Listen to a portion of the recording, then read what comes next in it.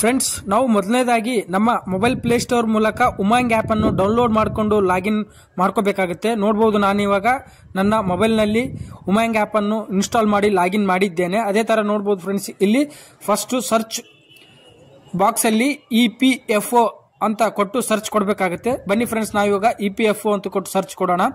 Search ಕೊಟ್ಟ ಮೇಲೆ ಆ ವೆಬ್ಸೈಟ್ ನ ಲಿಂಕ್ ಬರುತ್ತೆ. ನೋಡಬಹುದು, ನಾವೀಗ EPFO ಅಂತ ಸರ್ಚ್ ಕೊಟ್ಟಿದ್ದೇನೆ. ಇಲ್ಲಿ ಕೆಳಗಡೆ ನೋಡಬಹುದು EPFO ಡಿಪಾರ್ಟ್ಮೆಂಟ್ ವೆಬ್ಸೈಟ್ ಬಂತು. ಅದನ್ನು ಸೆಲೆಕ್ಟ್ ಮಾಡಿದ್ದೇನೆ. ಸೆಲೆಕ್ಟ್ ಮಾಡಿದ ತಕ್ಷಣ ನಮಗೆ EPF ನ ಡೀಟೇಲ್ಸ್ ಬರುತ್ತೆ. ನೋಡಬಹುದು, ಇದರಲ್ಲಿ ನಮ್ಮ EPF ನ ಅಂದ್ರೆ PF ನ ಬ್ಯಾಲೆನ್ಸು ನೋಡಬಹುದು, ಮತ್ತೆ track, download, UAN card details ಇಲ್ಲಿ ಪಡಿಬಹುದು. ಅದೇ ತರ ನಮ್ಮ ಬ್ಯಾಲೆನ್ಸ್ ನೋಡಬೇಕಾದ್ರೆ ಪಾಸ್ಬುಕ್ ಅಂತಿದೆಯಲ್ಲ ಫ್ರೆಂಡ್ಸ್, ಅದನ್ನು ಸೆಲೆಕ್ಟ್ ಮಾಡಿದ್ರೆ ನೋಡಬಹುದು ಫ್ರೆಂಡ್ಸ್, ಇಲ್ಲಿ ನಮ್ಮ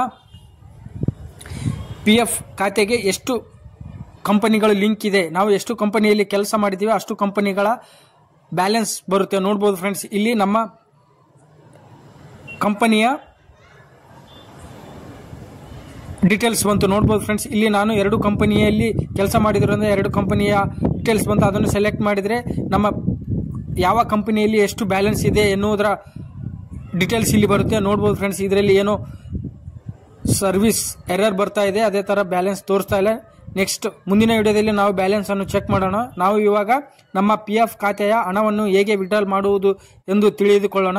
ನೆಕ್ಸ್ಟ್ ಫ್ರೆಂಡ್ಸ್, ನಾವು ಹಿಂದೆ ಬರೋಣ, ಬ್ಯಾಕ್ ಸ್ಕ್ರೀನ್ಗೆ ಬರೋಣ, ಅಂದ್ರೆ ಹೋಮ್ ಸ್ಕ್ರೀನ್ಗೆ ಬರೋಣ. ನೋಡಬಹುದು, ನಾವು ಹೋಮ್ ಸ್ಕ್ರೀನ್ಗೆ ಬಂದ ಮೇಲೆ ಇಲ್ಲಿ ರೈಸ್ ಕ್ಲೈಮ್ ಅಂತ ತೋರಿಸ್ತಾ ಇದೆ ಫ್ರೆಂಡ್ಸ್. 3ನೇ ಆಪ್ಷನ್ಸ್ ಅದನ್ನು ಸೆಲೆಕ್ಟ್ ಮಾಡಬೇಕಾಗುತ್ತೆ. ರೈಸ್ ಕ್ಲೈಮ್ ಅಂತಿದೆಯಲ್ಲ, ಅದನ್ನು ಸೆಲೆಕ್ಟ್ ಮಾಡೋಣ. ಸೆಲೆಕ್ಟ್ ಮಾಡಿದ ಮೇಲೆ ನೋಡಬಹುದು ಫ್ರೆಂಡ್ಸ್, ನಮಗೆ PF ನ ವಿಡ್ರಾಲ್ ಸ್ಕ್ರೀನಿಗೆ ಬಂತು. ಅದೇ ತರ ನೋಡಬಹುದು ಇಲ್ಲಿ ಮೆಂಬರ್ ಡೀಟೇಲ್ಸ್ ಬರ್ತಾ ಇದೆ, ನನ್ನ ಡೀಟೇಲ್ಸ್ ಬರ್ತಾ ಇದೆ. ಇಲ್ಲಿ ಕೆಳಗಡೆ KYC ಡೀಟೇಲ್ಸ್ ಬರ್ತಾ ಇದೆ. Bank account number, enter bank account number ಬರ್ತಾ ಇದೆ ಫ್ರೆಂಡ್ಸ್. ನೋಡಬಹುದು, ಇಲ್ಲಿ ನಮ್ಮ ಬ್ಯಾಂಕಿನ ಅಕೌಂಟ್ ನಂಬರ್ ಹಾಕಬೇಕಾಗುತ್ತೆ. ಫೀಲ್ಡ್ ಈಸ್ ರಿಕ್ವೈರ್ಡ್ ಅಂತ ಬರ್ತಾ ಇದೆ ಫ್ರೆಂಡ್ಸ್. ನೋಡ್ತಾ ಇದ್ರಲ್ಲ, ಇಲ್ಲಿ ಕಾಣ್ತಾ ಇದೆಯಲ್ಲ, ನಮ್ಮ ಬ್ಯಾಂಕ್ ಖಾತೆ ಅಕೌಂಟ್ ನಂಬರ್ ಹಾಕಬೇಕಾಗುತ್ತೆ. ಅದೇ ತರ ನಾನು ನನ್ನ ಬ್ಯಾಂಕ್ ಖಾತೆ ಅಕೌಂಟ್ ನಂಬರ್ ಹಾಕಿ ನೆಕ್ಸ್ಟ್ ಕೊಡ್ತೇನೆ.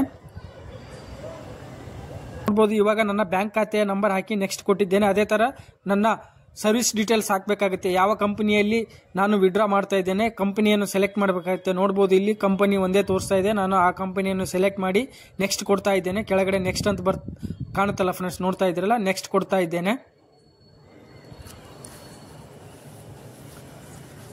ಕೊಟ್ಟ ಮೇಲೆ ನೋಡಬಹುದು ಫ್ರೆಂಡ್ಸ್, ಇಲ್ಲಿ ಎಂಪ್ಲಾಯಿ ಅಡ್ರೆಸ್ ಹಾಕಬೇಕಾಗುತ್ತೆ. ಅಂದ್ರೆ ನಮ್ಮ ಆಧಾರ್ ಕಾರ್ಡ್ ಅಲ್ಲಿ ಯಾವ ಅಡ್ರೆಸ್ ಇರುತ್ತೆ ಸೇಮ್ ಅಡ್ರೆಸ್ ಇಲ್ಲಿ ಫಿಲ್ಅಪ್ ಮಾಡಬೇಕಾಗುತ್ತೆ. ಅದೇ ತರ ನೀವು ಕೂಡ ನಿಮ್ಮ ಆಧಾರ್ ಕಾರ್ಡ್ ನಲ್ಲಿರುವ ಅಡ್ರೆಸ್ ಅನ್ನೇ ಇಲ್ಲಿ ಹಾಕಬೇಕಾಗುತ್ತೆ. ಬನ್ನಿ ಫ್ರೆಂಡ್ಸ್, ನಾನು ಇವಾಗ ನನ್ನ ಅಡ್ರೆಸ್ ಅನ್ನು ಹಾಕಿ ಮುಂದೆ ನೆಕ್ಸ್ಟ್ ಅಂತ ಕೊಡ್ತಾ ಇದ್ದೇನೆ.